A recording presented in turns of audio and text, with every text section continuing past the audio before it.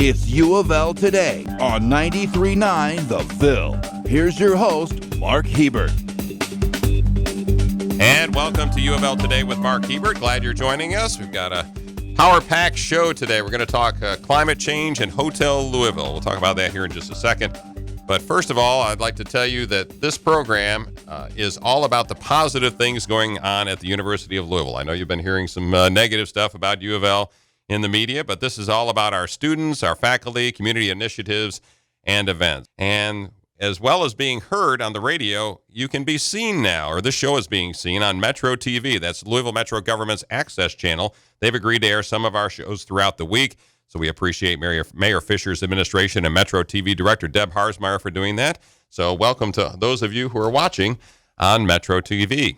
Today we'll be talking with Edna Ross about a unique program and relationship that U of L has with Hotel Louisville and Wayside Christian Mission. You'll hear how U of L students, faculty, and staff are making a difference with Louisville's homeless population. But first, we're going to talk about climate change. It's a hot topic out there in politics, government, industry, everywhere you turn. Somebody has an opinion about climate change, and U of L has one of the foremost experts in the country on this topic. He's Keith Mountain. He's chairman of the Department of Geography and Geosciences. He's a climatologist with a specialty in glaciology and global climate change. Keith, I had no idea glaciology was such a term. No, there always is. There's always something out there. Yeah. And it certainly is an important part of what we do as geoscientists and geologists. All right. So that's Keith Mountain. You just heard from him. Thanks for coming on the show, by the way. Appreciate it. Well, thank you very much. It's always a wonderful opportunity to represent the university and certainly our department and certainly our area of academic interest. All right. What's climate change? Climate change is really it's a way of trying to understand and interpret the workings of our atmospheric system and how it impacts us.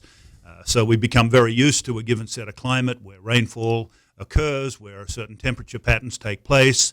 It dictates the quality of life in many instances. It determines how we live. And so we depend essentially upon the existence of a certain type of climate.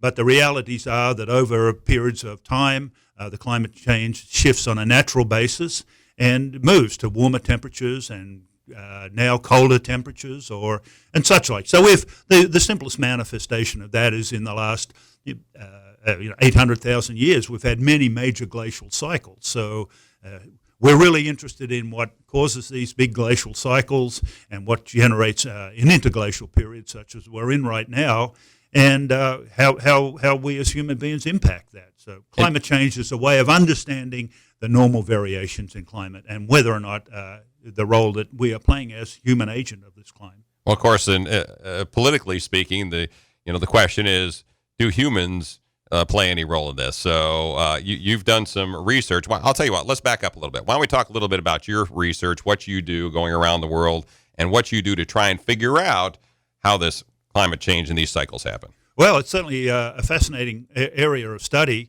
I got interested in it many years ago when I was a graduate student at the University of Oregon. We worked on the glacial sequences in the Cascade Range in Oregon. And these glaciers were retreating very, very rapidly. And we were interested as to why that was so. But at that time, the science was fairly primitive.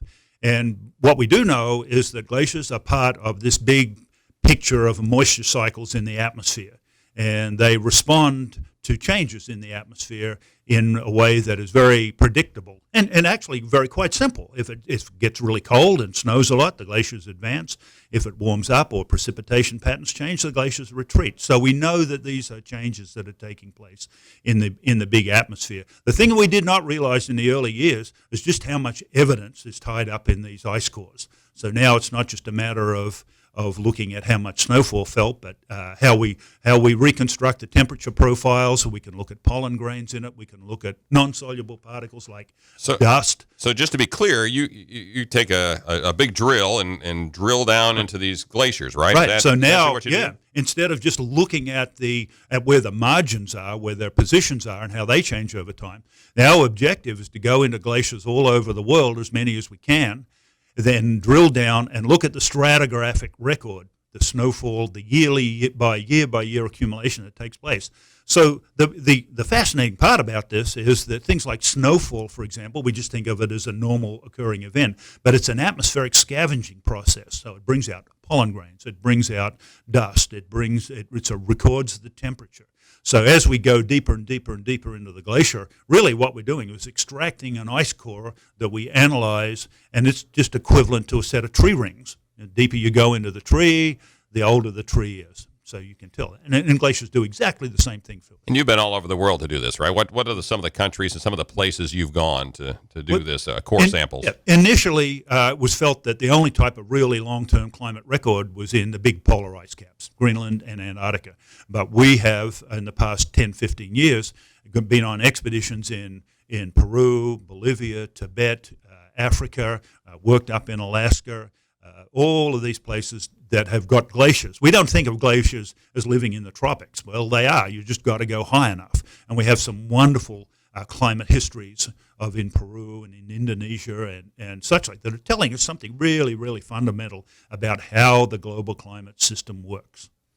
We're talking with Keith Mountain from the University of Louisville. He's a climatologist and a glaciologist, and he's in the Department of Geography and Geosciences, and we're talking about climate change. So again, from a political perspective, let's back up and talk just in general about the politics of climate change. You hear it all the time. Well, man is causing this climate change. There's global warming, which is a totally different term in my view. What do you say to folks who say, you know what, I don't think that the humans are having much interest or have much impact on climate change. It's all about it's the natural cycle. First of all, they would be wrong. The reality. Well, tell me what you really think. The realities are we know there are natural cycles in the system. And we're able to work those out. Glaciers have given us a wonderful, detailed record in the last 800,000 years to see the changes and the extent of changes that occurs in a natural cycle. So we know those. The realities are in the last 50, 40, 30 years, what we've seen is an acceleration in the rate of this change and levels of various things that we haven't seen in the atmosphere in at least 800,000 years. So these would be carbon dioxide, methane, sulfur dioxides, nitrous oxides, all of these gases in the atmosphere that we know are anthropogenically human-generated that are now playing a role in moderating or changing the climate system. So it is a combination of both, and there is no question that we are, as humans, we have the capacity to modify the surface of the Earth. We certainly change the composition of the atmosphere. Therefore, we are an agent of climate change. Of that, there is no question.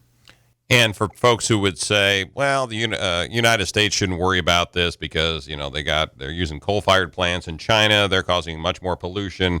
They're having much more impact. If there is climate change and global warming, it's on China and other parts of the world, not so much on the United States. We don't want our electric rates to go up by, getting rid of coal-fired plants and car emissions and that kind of thing. What do you say to that? Well, there's certainly a role that everybody plays in this.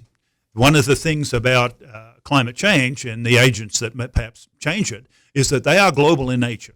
We have an impact on the rest of the world. The rest of the world has an impact on us. The question is how we view it. Do we view it short term? Do we view it long time? Do we view it as an issue of environmental stewardship for long term basis? And we're going to have to think about this very clearly. It's not only just changes that take place in the atmosphere and how we're modifying various gases in the atmosphere, but how we use land. There are lots of agents that are going to cause. So we build urban environments, we clear land, we irrigate areas, we change the surface of the Earth. Therefore, we're changing the climate in a great many ways.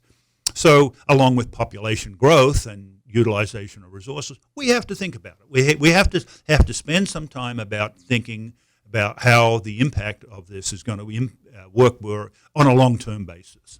All right, we'll be back in just a couple of minutes. We're talking with Keith Mountain from the University of Louisville about climate change, and you're listening to UofL Today with Mark Hebert on 93.9 The Ville. This is our time to soar. We are an unstoppable force of innovation and academic excellence, solving the world's mysteries through research, stimulating growth in our community and beyond, and inspiring the next generation of leaders to build a better future for all of us. We are the University of Louisville. Watch us take flight. Welcome back to UofL Today with Mark Hebert. We're talking with Keith Mountain, who is in the Department of Geography and Geosciences at the University of Louisville, and he's an expert on global climate change. Clearly, climate change is happening. Is it the same thing as global warming? Is every place on the globe warming, or are there some places that are just changing, getting colder, while other places are getting warmer? I think one of the great mysteries of this really is how you perceive it. Do we look at it as a local issue? Do we look at it as a regional issue? Do we look at it as a hemispheric issue? Or do we look at it as a global issue? All of those really dictate your attitude and your opinions to it.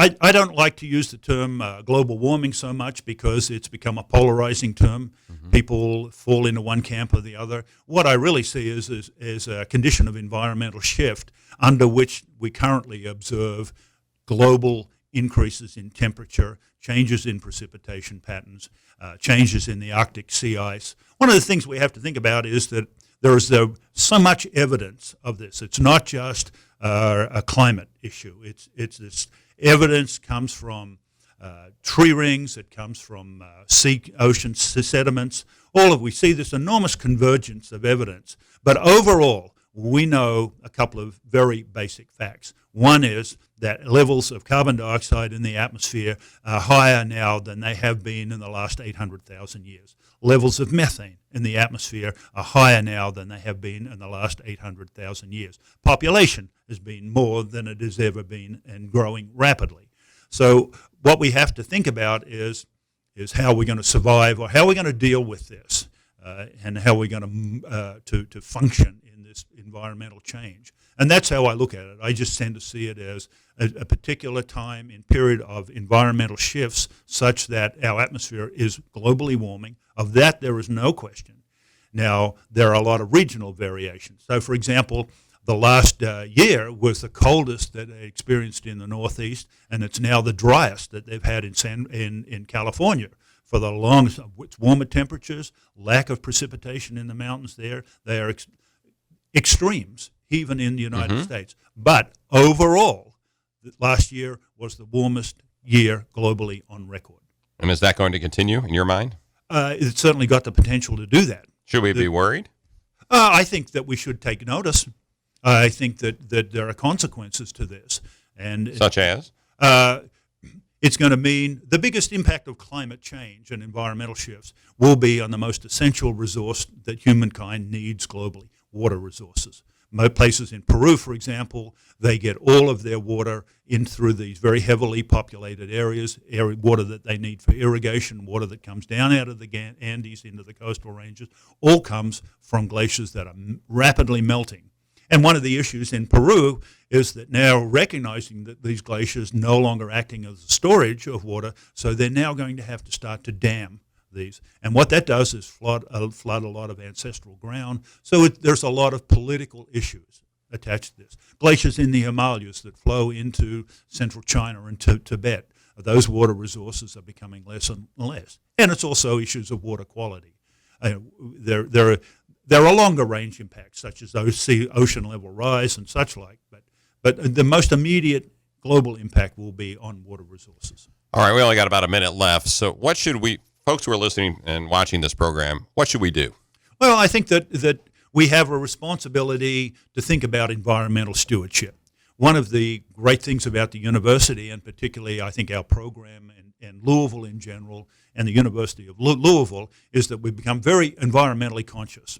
So whether or not we are able to change these things in very rapid issues, in a dynamic that's going to have immediate impacts, what we really have to do is have an educated citizenry, people that are aware of the facts, that are able to look at distortions that may come their way, and to make up their own mind in terms of a critical thinking process. If we have a broadly educated public, I think that's the first part, and I think that's a wonderful thing about the University of Louisville and really what our overall mission is here. And I forgot to mention, if they want to hear Keith Mountain, you are going to be doing a program here shortly, aren't you? The athletics, the A&S All-Stars. A&S All-Stars prior to the football game. That's correct. Okay, very good. So if you want to hear more. All right, Keith Mountain, always interesting, always great to talk to you. Always wonderful to represent the university. All right. Thank you, Mark. Appreciate it. All right, when we come back, U of L's community outreach is working with Hotel Louisville and Wayside Christian Mission to better the lives of Louisville's homeless. We'll have a little story about that with Edna Ross coming up. You're listening to UofL Today with Mark Hebert on 93.9 The Ville. This is our time to soar. We are an unstoppable force of innovation and academic excellence, solving the world's mysteries through research, stimulating growth in our community and beyond, and inspiring the next generation of leaders to build a better future for all of us. We are the University of Louisville. Watch us take flight. Welcome back to UofL Today with Mark Hebert. Again, glad you're joining us today. And our next guest is Edna Ross, who has, she's sort of a jack of all trades, or what, a Jackie of all trades, I suppose, at the University of Louisville. She's a psychology professor at UofL, and she, as I said, has her fingers in a lot of other stuff. One of those projects that Edna's dealing with is the university's work with Hotel Louisville and Louisville's homeless population. So welcome, Edna, first off. Thank you. So tell us about just the Hotel Louisville project. What is that, and how did you get involved in that? Hotel Louisville is owned and operated by Wayside Christian Mission. I wanted to give some context first. Mm-hmm. And it is the only hotel in the world that is a fully functioning, open to the public hotel, as well as a training ground for homeless population. The homeless residents at Hotel Louisville learn hospitality skills. They learn how to deal with hotel management, et cetera, et cetera. They run the hotel. They run the hotel. And this came to my attention in 2011 when Dr. Tim Mosley, the president and CEO of Wayside Christian Mission, attended one of our critical thinking conferences that we hold annually at U of L. And he wanted to know how we could infuse critical thinking into the Hotel Louisville residents' environment. I began to think about a faculty and colleagues that I could call upon to do that, and that's how the whole thing got started. So when was that? When did U of L start this relationship with Hotel Louisville? In 2011. 2011. All right, so 5 years, 4 years ago. Okay. And right now, I think 90% of all U of L's units that make up the university are involved in some way at Hotel Louisville. What do you mean by that? What do you mean when you say 90% of the units? The engineering school, the business school? I'll just go down the list. It includes arts and sciences, and I want to come back to arts and sciences in a little bit. Got plenty of time to talk about it. Okay, arts and sciences, business, Brandeis School of Law, Kent School, Speed School, medicine, nursing, dental, IT, university libraries are involved. So that involves a lot of universities' units. Now, in arts and sciences, for example, we have psychology, my home department, and Laura Haynes' Resilient Families Project. And Laura actually teaches parenting skills at Hotel Louisville. And her undergraduate students assist her in doing this, okay? Then we have Cherie Wallace in political science.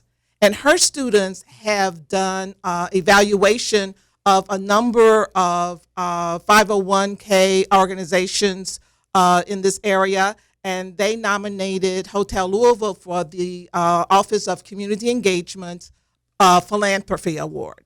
Mm-hmm. Then we have the art department. The art department is going to be doing murals at the new building on Jefferson Street. We also have, biology department is going to be a new partner. What's the biology department been doing at a homeless hotel run by a bunch of homeless folks? What are they doing? Dr. Linda Fuselier is going to start a growing power project there, where she's actually going to help the residents understand the connection between the food cycle and going to start developing areas down there where they can grow their own food, fruits and vegetables. So on any given day, how many U of L students or faculty members or staff members are doing something with Hotel Louisville and Wayside Christian Mission? Well, in any given day, someone from U of L is there. Right. Okay. Laura Haynes has offices there, for example. Nursing, dental, and medicine provide medical services for the population there. The nursing students also provide health education classes, smoking cessation, et cetera, et cetera. So the nursing students do this. Now we're talking about undergraduate students, and why is it important for undergraduate students to be involved? That's a part of our critical thinking initiative, our quality enhancement program for our SACS reaccreditation. And Hotel Louisville has, the outcome has been that they're our lab, actually, for students to get real world experience within the context of their discipline or their major. Okay, psychology students deal with psychology concepts, et cetera, et cetera. Right, I was going to ask you that. What's, obviously, if you have students down there, they are learning in a real world environment, like you just said. What's the, that's obviously a benefit to the students, but for the University of Louisville as a whole, what is this commitment to Hotel Louisville? Why? How did this happen? And what's the benefit to U of L and to the community? The benefit to U of L is that it gives our students a real world lab. And it gives our students an opportunity to exercise and hone their critical thinking skills with real world problems. It's really nice in classrooms where we give students problems, but we're defining the problems for them. In the real world, you have to understand what the problem is instead of just a symptom. And these students are being given the opportunity to actually think through complex situations that have no easy answers. So we've got our fingers, U of L, meaning we, has the fingers in just about every facet of the operation at Hotel Louisville and in the lives of the folks who are living there. Absolutely. My current project involves a collaboration with Speed School, Dr. Adele Imagrabi, CECS courses. His students are providing computer literacy courses right now for the Hotel Louisville residents. IT, and I want to give a special shout out to Dr. Priscilla Hancock. She's the Vice President and CIO of IT, has refurbished computers that we use at Wayside, and we established a Wayside computer lab at Hotel Louisville. And how many people are there at Hotel Louisville at any given time that are homeless and living there, in addition to the folks who can go and rent a hotel room there?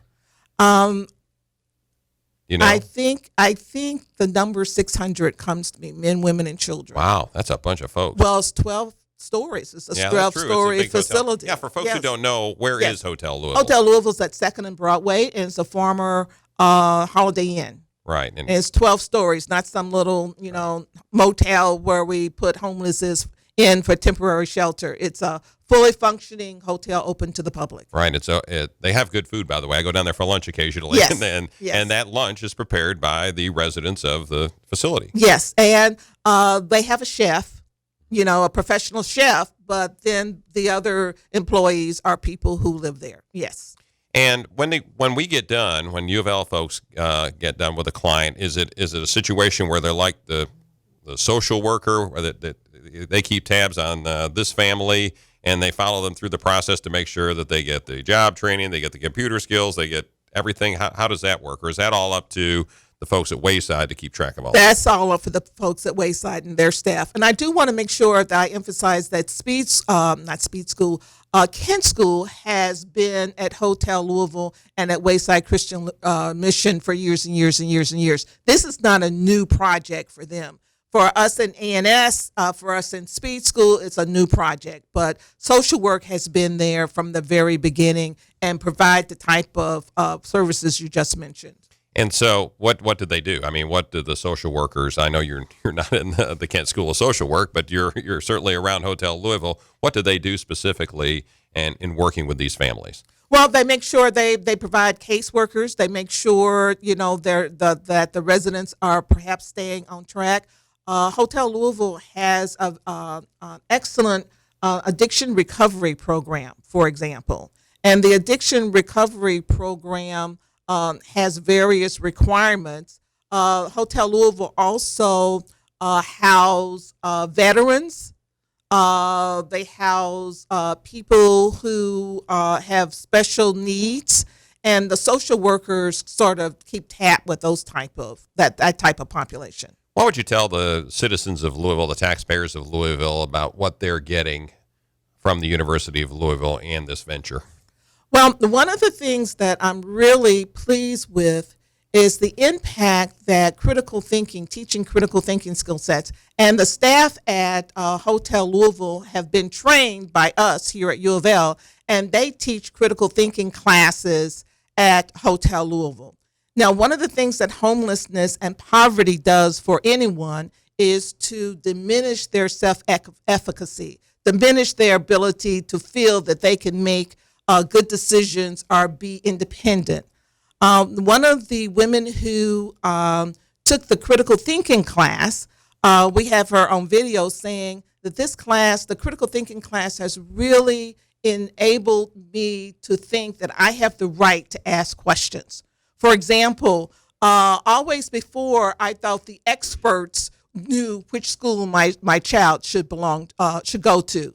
So now I know, do I need the correct information? I need to know if my child is a good fit for that school, or more importantly, if that school is a good fit for my child. And that's the one thing that I got out of the critical thinking classes, is that I have the right to ask questions. I have the right to get information so that I can make a good decision and not depend on the experts to do that for me. So this partnership, I assume the goal is to help folks come out of poverty, get them on their feet, and get an education, and move forward. And one of the things that the Critical Thinking Initiative, which was the impetus for all of this, has also resulted in is that we are using instructional technologies at Hotel Louisville. We use clickers here on campus in classrooms. I contacted the clicker company that we use. They donated 70 clickers to Hotel Louisville for us to use. What are clickers? Clickers are classroom response systems. They're like remotes where you can respond anonymously, and you get the histogram of everyone's responses. Well, Mark Miller, one of the caseworkers at Hotel Louisville, and I designed a study where we wanted to see if using clickers would allow the members of the addiction classes to be more honest in the process earlier on. Because one of the things with addiction recovery is that they cannot be a user, or they get kicked out. Mm-hmm. So they're not going to tend to admit that I have a craving, because that means I'm weak and I may be able to start using again. Right. So when they're in sessions, they don't want to say I have cravings. Right. Yes, but with clickers, they can do it anonymously. And that is addressed immediately. And we've done several conference presentations on that. So the benefit to U of L is that the faculty also are fulfilling their roles as scholar teachers, because we're using these for publications and presentations. Final words on this project? Final words is that Hotel Louisville is a phenomenal operation, and that it's changing people's lives, our students' lives, and also the residents' lives. All right, Edna Ross, thank you very much. Appreciate you being here. All right, for those of you that are looking for something to do at the University of Louisville, a couple of events coming up. If you're interested in good music, the 2015 New Music Festival is scheduled for November 10th through the 15th. And if you dig politics like I do, U.S. Senator Tim Scott, the first black Republican U.S. Senator from the South since 1888, will be the guest speaker at an event sponsored by the McConnell Center on November 16th. You can find those events and others on U of L's web pages. And before we leave you, let's make you a little smarter. A Did You Know segment to make you just a tad smarter. Last week was Campus Sustainability Week at the University of Louisville, and one way U of L is reducing waste is by composting. Can't even say that word. One way U of L is reducing waste is by composting. Between 2010 and 2014, U of L composted more than 111 tons of food waste. That's a lot of food waste. That is a bunch of food waste. All right. Well, thanks for joining us today. You've been listening to UofL Today with Mark Hebert on 93.9 The Ville.